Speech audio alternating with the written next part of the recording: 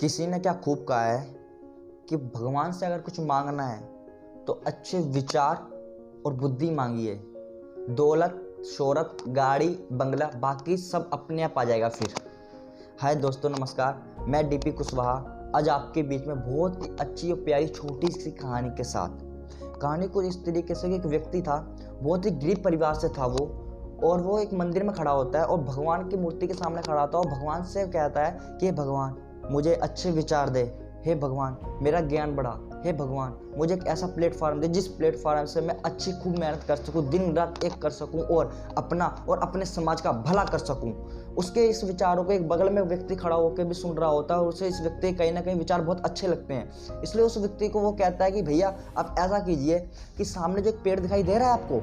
वो कहता है हाँ दिख रहा है। तो कह रहा है इस पेड़ की मानता है कि अगर इस पेड़ पर कोई भी अगर एक चुन्नी बांधता है और अपनी इच्छा को बोलता है तो उसकी इच्छा स्वयं पूरी होती है। पर एक बात याद रखना, जब आपकी इच्छा पूरी हो जाए तो आपको इस चुन्नी को अगर खोलना भी पड़ेगा। तो वह कह रहा है ठीक है डन, मंजूर है मुझे। तो वो बाहर जाता है, शॉप पे जाता है। शॉप पे जाने के बाद वो एक चुन्नी परचेज करता है और चुन्नी लेके वो उस पेड़ के पास चला जाता है। जब वो उस पेड़ के पास चला जाता है तो वो चुन्नी को बांधता है वहाँ पेड़ पे और अपनी इच्छा रखता है कि भगवान मुझे अच्छे विचार देना है, भगवान मुझे अच्छा प्लेटफॉर्म दीजिएगा जिस प्लेटफॉर्म से मैं अच्छी तरक्की कर सकूँ, अपने और अपने समाज का भला कर सकूँ। वो उस चुन्नी को बांधते हुए वहाँ से निकल जाता है। एक दिन बीतता है, 2 दिन बीतते, 1 महीना बीतता, 1 साल बीतता और 2 साल बीतते। 3 साल बाद उसके कामयाबी उसके हाथ में आ जाती है। वो इतनी मेहनत करता है, दिन रात एक कर देता है, तो उसे एक ऐसा प्लेटफॉर्म मिलता है जहाँ वो मेहनत करके अपना और अपने समाज का भला कर सकता था। तो उसने इतनी मेहनत की कि आज वो एक कामयाब आदमी बन चुका होता है। जब वो कामयाब आदमी बन चुका होता है पर उसे एक बात जरूर याद रहती है कि मैंने आज से 3 साल पहले एक मंदिर गया हुआ था और उस मंदिर में एक व्यक्ति के मैंने उस चुन्नी को बांधा था। उसने मुझसे एक बात और कही थी कि भैया इसे खोलने भी आना पड़ेगा आपको, है ना। तो वो सोचता है कि आज मैं कामयाब हो चुका, वो दिन आ चुका जिस दिन मैं मंदिर जाकर वो चुन्नी खोल सकता हूँ। तो वो अपने फ्रेंडों को कॉल करता है, अपने फ्रेंडों को कहता है कि चलो आपको एक जगह घुमा कर लाता हूँ। एक मंदिर है, बहुत अच्छा मंदिर है, जहाँ से आज 3 साल पहले गया था, वहीं से मेरी जिंदगी बदलना शुरू हुई थी। तो दोस्त भी कहते हैं ठीक है हम भी उस मंदिर जाना पसंद करेंगे। अगले दिन की मॉर्निंग कार निकालते हैं, कारों में चारों के चारों दोस्त बैठते हैं और निकल जाते हैं मंदिर की ओर।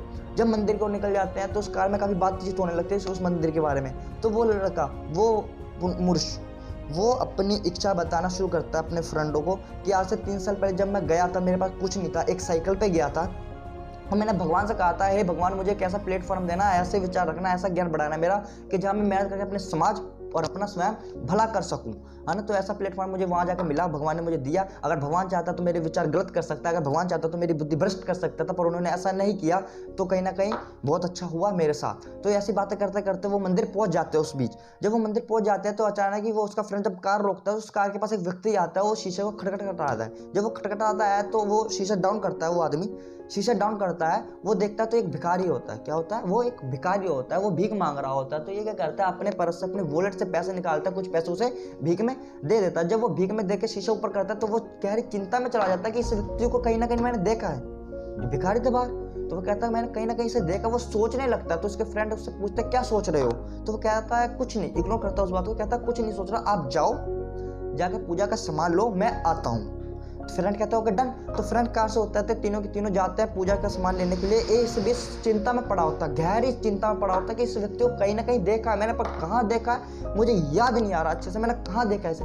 काफ़ी सोचता है और 5 मिनट निकलते, 10 मिनट निकलते, 15 मिनट निकलते, 20 मिनट, आधा घंटा निकलता है। आधे घंटे बाद से अचानक याद आता है कि हाँ मैंने इसे कहाँ देखा, मुझे याद आ चुका है। और गाइस उसे याद आता है कि मैंने इस व्यक्ति को यही 3 साल पहले देखा था, तब भी ये भीख मांग रहा था और आज भी ये भीख मांग रहा है। मैंने आज से 3 साल पहले जब मैं इस मंदिर में आया था तो मैंने इसे भीख में 2 रुपये दिए थे, मुझे आज अच्छे से याद आ गया, इसे याद आ चुका है। और फिर ये क्या है, गाड़ी से उतरता है, जैसे उतरता है तो अपने फ्रेंडों के पास जाता है। जब अपने फ्रेंडों के पास जाता है तो फ्रेंड चारों के चारों मंदिर के अंदर जाते हैं। जैसे चुन्नी खोलने के लिए व्यक्ति जाता है वहाँ पे जो उसने बांधी होती है आज से 3 साल पहले, जैसे चुन्नी खोलने के लिए जाता है तो चुन्नी खोलते वक्त ये भगवान से पूछता है कि हे भगवान, मैं आपसे एक बात पूछना चाहता हूँ। मैं आज से 3 साल पहले एक साइकिल पर आया था, आपसे अपनी इच्छा मांगी थी कि प्रभु मुझे ऐसा प्लेटफॉर्म देना जिस प्लेटफॉर्म से मैं बहुत बड़ा काम कर सकूं, अपने समाज का और अपना भला कर सकूं। आपने मुझे वैसा प्लेटफॉर्म दिखाया और आज 3 साल बाद 500 किलोमीटर का सफ़र तय करके आपके पास आया हूं। 3 साल पहले आया था, 3 साल बाद आया हूं, बीच में सिर्फ एक बार भी नहीं आया।